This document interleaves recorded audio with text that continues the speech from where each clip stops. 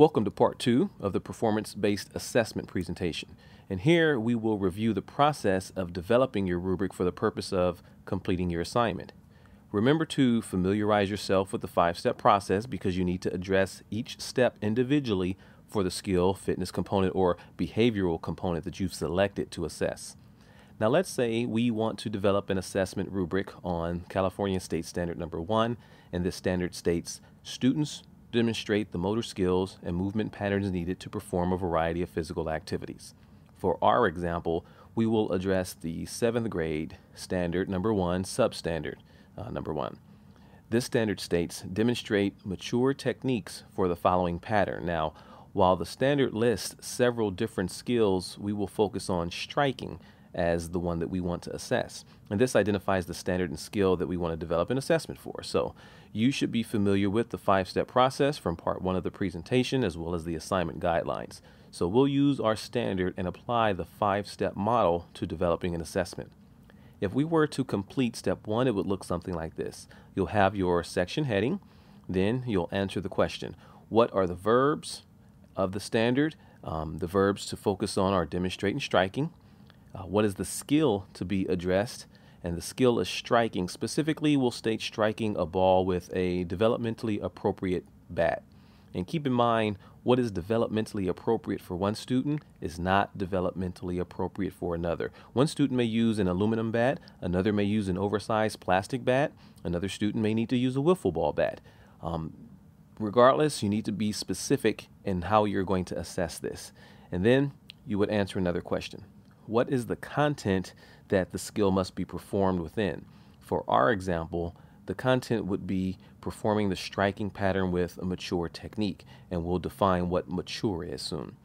That would be our step 1, written out using complete sentences and clearly explained. For step 2, demonstrate the evidence, we may write a sentence similar to this. The student will demonstrate the mature striking technique with a baseball bat using a developmentally appropriate bat. This is our performance-based objective. And you can see there is no outcome expectation related to this option because the focus is on the actual skill of swinging the bat.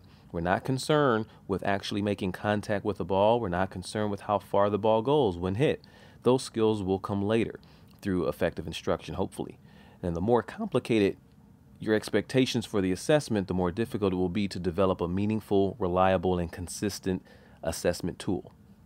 For step 3, you are only identifying the assessment tool and you will not need to do anything else. So for this, all you need to mention is that the assessment tool used to determine student performance will be a rubric.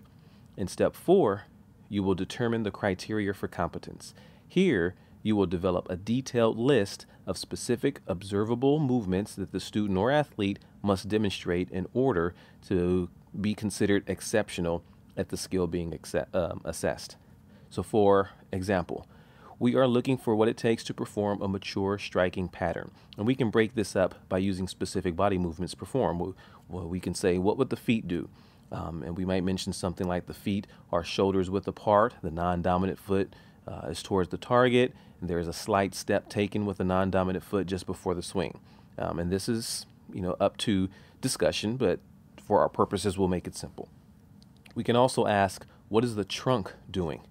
The trunk of the body. We can say with the side towards the target, the trunk rotates with the swing. Then we can think about the hands. What about the hands? What are they doing in the actual swing? Well, we can say the hands are together, the dominant hand is on top, the swing is a horizontal motion moving towards the target. And then we can think about eyes. Well, what do we want the eyes to do? What can we look for in the eyes? Eyes are looking forward at the object to be hit. The eyes track the object to impact.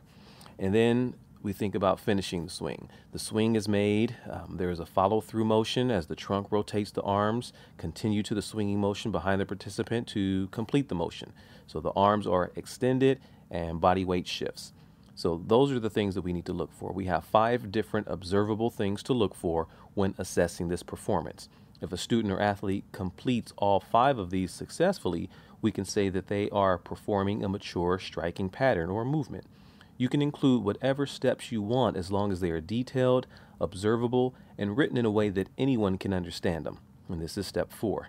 You'll also need to determine the criteria for less than mature performance, but we'll address that in the end.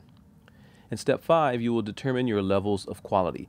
And this means you determine what the outcome is for the differences in the performance. Some people prefer to assign points to a particular performance. This is for the accumulation of points, determining how many points are possible, and then assigning a grade based on overall points received.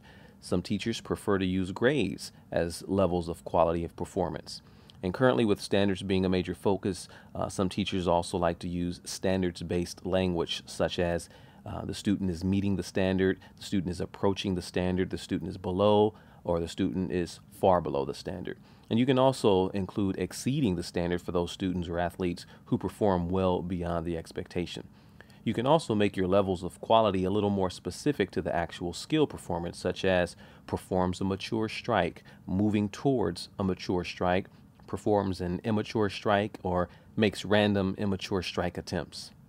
Use either one that you prefer, but you must make sure they are clearly identified and they clearly specify the differences in the performance. Also, 4 different levels is normal. It's fine if you also have 5. Less than 4 makes covering all possible performance levels difficult, so create a list of at least 4. Once you have your 4 levels, chart them and then begin to develop your criteria. So a partially completed rubric would look something like this. You'll have your levels along the top of the chart and your criteria along the side. As you can see, this rubric clearly identifies what the best performance criteria are. You must also list the criteria for all other levels as well, and this helps you to clearly identify the difference between an A and a B, or meeting the standard and approaching the standard.